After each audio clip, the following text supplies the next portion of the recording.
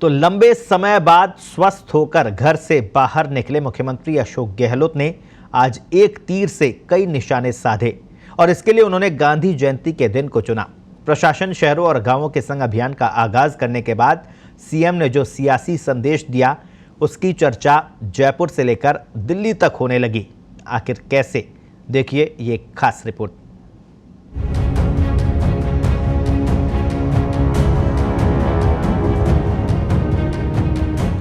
आप निश्चित रूप सरकार पूरे 5 साल चलेगी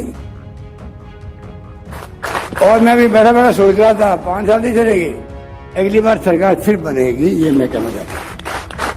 और धारीबाजी को मैं बनाऊंगा वापस, इसी मंत्रालय का मंत्री बनाऊंगा वापस।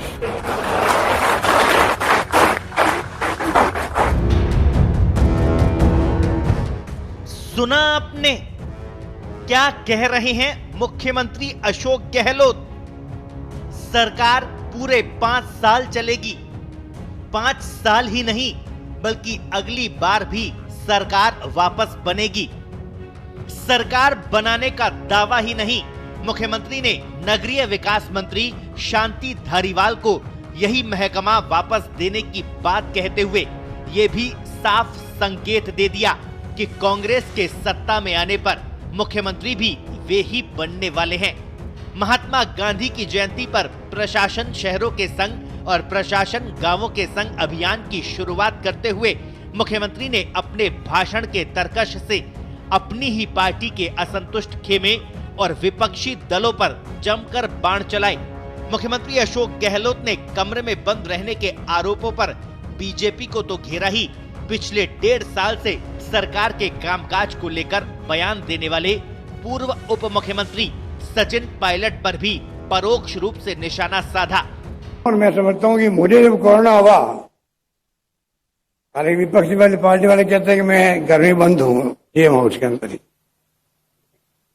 अब उनको पूछो मैं बंद होता तो फिर तुम्हारी कृपा से, अमित शाह जी की कृपा से, धर्मेंद्र प्रधान की कृपा से, कुछ साथियों की कृपा से मैं 34 दिन तक तो जैसलमेर होटलों में फिरता रहा। अंदर कहाँ बंद रहा मैं, बताइए आप? अंदर बंद है, अंदर बंद है। अरे भाई, तुम्हारी बहुत बड़ी कृपा मेरी पर रही।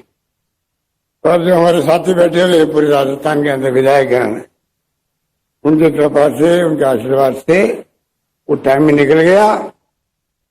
और हमारे सीएस महोदय और तमाम साथी बैठे हुए एडवोकेट सबसे पहले चिंतित होते हैं, पता नहीं अब सरकार रहेगी कि नहीं रहेगी।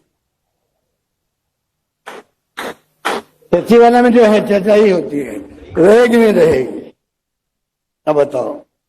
और पता नहीं वो काम दाम बंद, चर्चा ही होगी, वो क्या रहेगी, ये स्थिति होगी। सियासी गलियारों में सत्ता परिवर्तन की चर्चाओं के बीच मुख्यमंत्री ने सीधे तौर पर तो नहीं लेकिन सचिन पायलट खेमे पर जमकर निशाना साधा।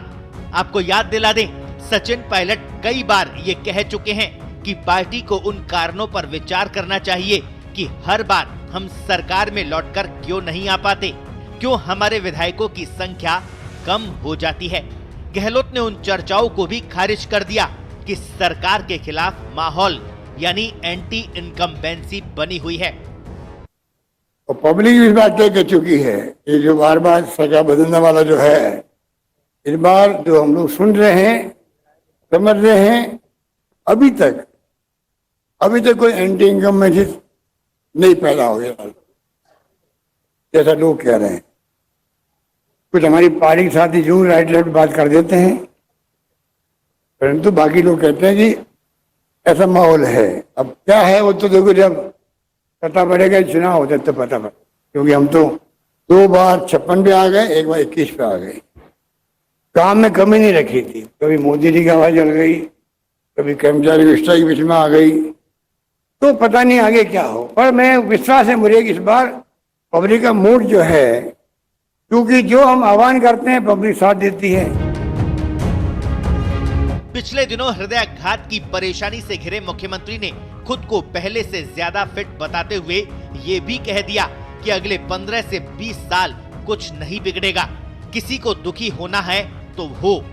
जाहिर तौर पर मुख्यमंत्री ने ये बात मुख्यमंत्री बनने का सपना देख रहे अपनी पार्टी और विपक्ष के नेताओं को इंगित करते हुए कही है। मुझे हो गया अचानक, मैं तो गया वहां पर एमआरआई करवाने के लिए सवाई करके, मालूम पड़ा अचानक ही था, तो रॉकेट है, आधा पौन घंटे में SMS में पूरा प्रोसेस हो गया। और ये जो दुआएं काम आई मेरे, ये पूरे प्रदेशवासियों की दुआएं काम आई है, क्योंकि जिस रूप में वो प्रोसेस हुआ है, और लघु समाजी तो मॉनिटरिंग कर रहे थे, तो हेडमास्टर की तरह वहाँ क्या कहते हैं, वो बैठ के जहाँ वो दिखता है वीडियो, उसकी कमांड इन्होंने संभाल रखी थी। इनको तो मालूम है कि क्या क्या उसने अंदर किया होगा, मुझसे ज्यादा इनको मालूम।